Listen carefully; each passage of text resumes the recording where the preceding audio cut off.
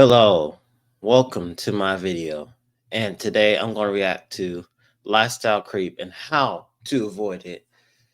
We all had lifestyle creep, especially if you live in the United States, United Kingdom, I guess a third world country, and you're basically going to go through this. And I know nowadays, mostly financial education is not being taught by parents because honestly, most people don't know what to do with their money. People just tend to spend willy nilly, and we're doomed to spend. And it makes sense because it keeps the economy going. But what we have to come to realize, if you want to save up for that down payment, if you want to save for investment, if you want to have more money to retire off, we need to learn how to save more. And yes, and I had this problem at first, but for me, I learned to work through it, and eventually I'm saving now. And I know there's different saving techniques out there, but I don't have the video for you to do that. But maybe one of these days that we'll actually do a video together on what are the saving techniques, how to build your retirement or save for a down payment or event or vacation.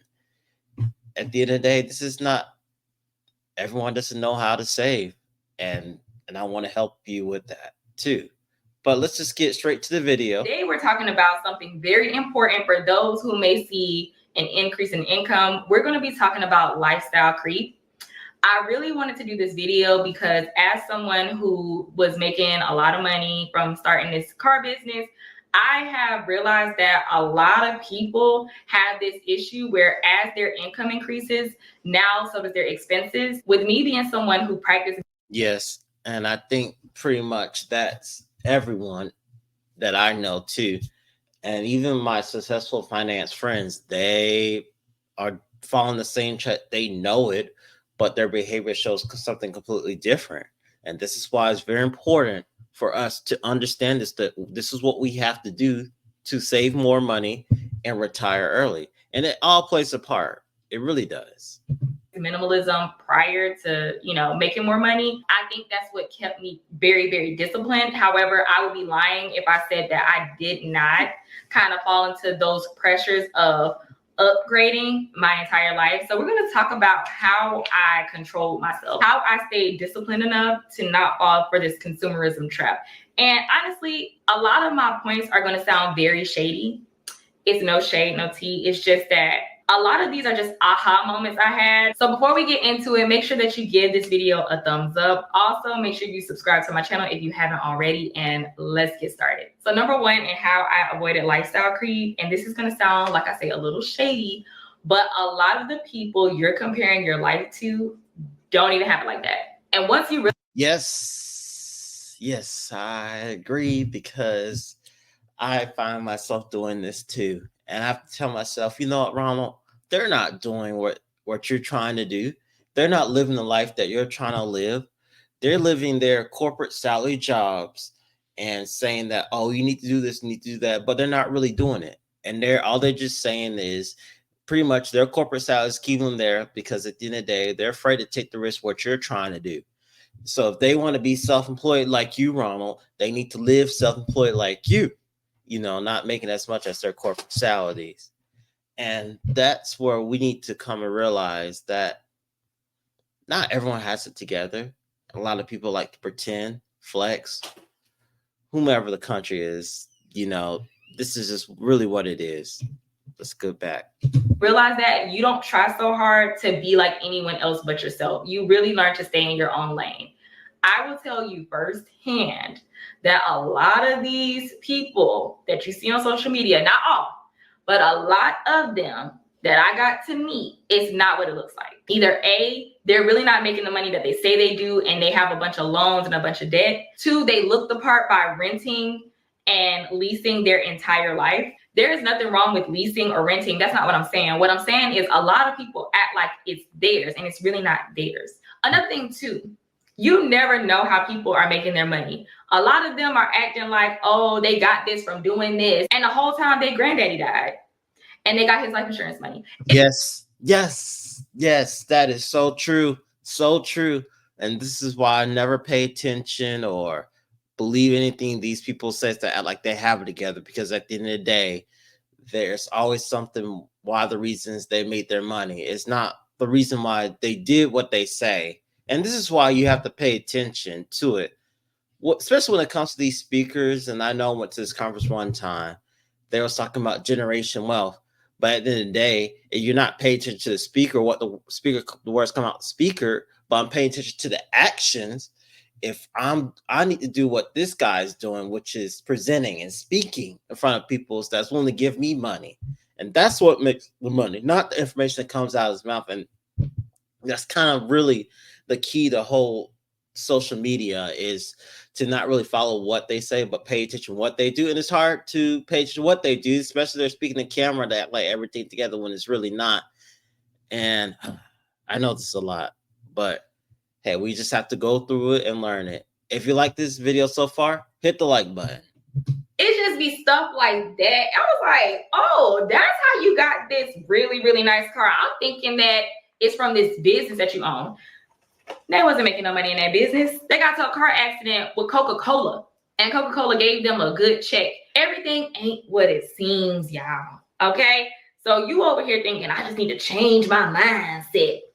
No. You got to get hit by a Coca-Cola truck. Right. The reason why it helped me avoid lifestyle creep is because I realized that a lot of people are not funding their lifestyles from owning a business or having a really great job. They just kind of got not necessarily lucky, but it was a rare occurrence or something that happened in their life that made them have a lot of money. Or a lot of them just don't have no money at all. And like I say, they don't even own the things that they supposedly have. So just remember that. Don't feel like you're not doing enough because you don't have the expensive da-da-da-da. And the whole time these people got it by something that's not even what you think. You get me? The next thing to avoid lifestyle creep is to upgrade the things that are most important to you. A lot of people, when they start making some money, all of a sudden they need a new house, they need a new car, they need a new wardrobe, they need a new watch, they need a new this and a new that, and really touch some grass. That's how you lose money. That's how you become broke. It's because you feel like you're making a little bit of money. All of a sudden you want to upgrade everything. Pick what's most important to you. For me, when I started. Yes, and I agree. And this is why I'm looking at moving somewhere else too, but to have a good mortgage rate or having a good house in the next couple of years so I can find a good mortgage rate so I don't have to pay so much as renting. And that's what it takes time. It takes time to do the research. And yes, more likely the most person, when they make more money, they're going to buy a bigger house, a nicer car, so we can show it off and then we like it. But at the end of the day, you want to get the stuff you like when you're in a better situation, when you have more saved and more money coming to you. And that's why you have to do it correctly, the right way, and not where you say, oh my gosh, I have to go to work to fund these and this and that. And that's how the consumer trap gets you, because at the end of the day, oh, I hate my job, but if I quit, I can't really fund that mortgage, the car, the nice things. So that's what keeps you going to that job you hate. And it's really sad to say, people still go to jobs they hate, even though they don't have the debt and they don't have the nice car, but the car's paid off. And I get it. I understand it's taking that risk. It's that risk and reward. But at the end of the day, why would you continue to go somewhere that you don't like? That's my thing. Started making a little bit of money. I ain't even gonna lie to you. I was like, I need to upgrade my place. Drinking that consumerism Kool-Aid, thinking, oh, I need it. I kind of do. Yeah, I do need a bigger space. I do want something a little bit more modern. But I stopped because I'm like, I really don't need that. Let's be real. I really don't need that. I'm somebody, if y'all know me, y'all know I was living off of $1,400 a month. Now all of a sudden I need to upgrade. I'm good. And I'm so glad I didn't, because you really don't need it. And the best way to see more money is to just chill out. Don't buy a whole bunch of nothings. You understand? They're not even important. It's amazing to me how people feel like they need things that they live their whole life without. Oh, I'm good. Like, you have to learn how to be content. You know, that brings me to a point that really, I did not write this down, but I really want to stress this. Someone told me one time that there's nothing scarier than a person who is not ambitious. I feel that there is nothing scarier than a person who can't find contentment with their lives. Like, people who are never content and they are always chasing, that's got to be a scary feeling. I had to remove myself from this competition of feeling like I always have to be better than yesterday. and thinking that that means being better financially and having upgraded things instead of being better or feeling better from within. There is a stopping point for me where that's enough. When does it stop? When does it stop? Tell me if I'm tripping. But ain't that weird? Like, ain't that a little scary? I'm really getting off topic, but y'all get what I'm saying? Like, don't let society pressure you. All it is for you to buy more stuff. My bad. What was my point again? Upgrade was. Yes, I agree. And that's what I'm going to learn how to stop doing, is to turn off my competition. That's still what I'm working on to this day. Yes, I'm a very competitive person, but I don't compete on buying things, but just compete on just trying to be better than the next man. And there's going to be a time where I'm going to be content and I'm going to be okay with it. But I know it's not right now. But hey, I know she's using finance, but I kind of relate it to my life at this moment. More important to you. Oh yeah, upgrade and do things that's important to you. If you want to eat out more, make that a priority, but don't upgrade your house with that. If you want a new car, upgrade your car, but don't buy a bunch of jewelry with it. Like, learn how to just pick what's most important to you. That's a scary thing, to feel like you always need more. Don't fall into it. It's expensive. It's expensive and for no reason. So let's move on. A third thing that helped me with avoiding lifestyle creep is being honest with myself. Once I got to experience certain things, because now I have a little bit of money, a lot of it I didn't like, but I felt like I should like it because on TikTok, they like it. Let me explain when. Okay, before I say this, please don't take offense. Costa Rica is one of the most beautiful places in the world to me. I stayed in Jaco Beach, and it was so important to me prior to traveling internationally for me to travel internationally, right? Like, I was one of those people who was like, I gotta go out the country and stuff like that. That's my biggest dream. When I went, I did not enjoy it. It was very touristy. I would live in Costa Rica for a year easy. Like, I hope. Wow, that's surprising. I never thought she would say that about Costa Rica. I mean, I know it's one of my places I want to go to, but it's not because of tourists. I mean, I know a couple people there too that I used to go to school with at Life University and all that. I know this is my school, but I don't go there anymore. But hey, that's where we have to say, is this really true? Because at the end of the day, some people just don't like vacation. That's okay. And it's not for everybody. When my son is older, we could do something like that because I want to live there. A lot of what I did was very cute for IG. For example, feeding monkeys, which I really did enjoy that. That was cute. And that was like a great experience. But a lot of what I did on that trip was cute for Instagram, but it wasn't really fun. You get what I'm saying? I say that to say, being able to experience that and saying to myself, you know what, that's something I'm going to X off of my list, is a good feeling. First of all, I don't like traveling anymore, period, because that's not because of Costa Rica, but I tried to go to, Miami and stuff like that. Traveling is exhausting to me. It is a full-time job. It is not fun. It is not relaxing. What I'm trying to say is, do you really want those things, or is it cute for Instagram? Do you really want that car, or do you want to flex on Instagram? Be honest with yourself. Just sit with yourself like, this is cute. Do I want to flex up on my haters, or is this something that I truly desire? And you're going to see that you don't really want it. You don't really care. Who is this for? Is it worth the payment?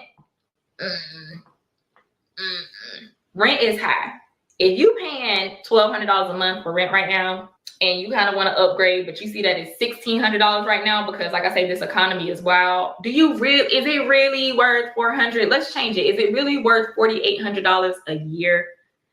Is it? When I started adding stuff up, my mortgage right now is like $1,200. Do I really want to pay $1,700 for something that it may be a little bit more modern, but that's $600, which is $7,200 in a year? If you ever feel like something may not be that bad, add it up for the year. That's why I say, like, pick what you want to upgrade and have that in your mind prior to, like, let's say you're about to get a raise or something. Like, think about that now. What are some things that you do want? And take your time with it. The Benz, after a while, it gets old. Everything gets old after a while. Like, when you get in it and it has that new car smell, it's like, oh my gosh, but the new car smell wears off. That new place smell wears off after a while, right? That $600 a month that you're trying to spend to upgrade your place could be used and saved for something way better. I work with a guy who completely upgraded his life. Like, he had like $100,000 car and everything. He has lost it all since. Jeez. Doing too much. Like, somebody need to say. That's crazy. They lost it all. And I'm just going to end the video right here. I know if you want to watch the rest of this 2-minute video, I'm going to place the link down below. But I learned some value points with Kiki, and hopefully you guys too. And man, this kind of really spoken to me today. And hopefully it's speaking to you. And save much of your money. Don't try to flex for your haters or people that don't want to see you do well, or people want to see you do well. But just stay within your means. That's all I have to say. If you want to watch the next series, it's going to be up here.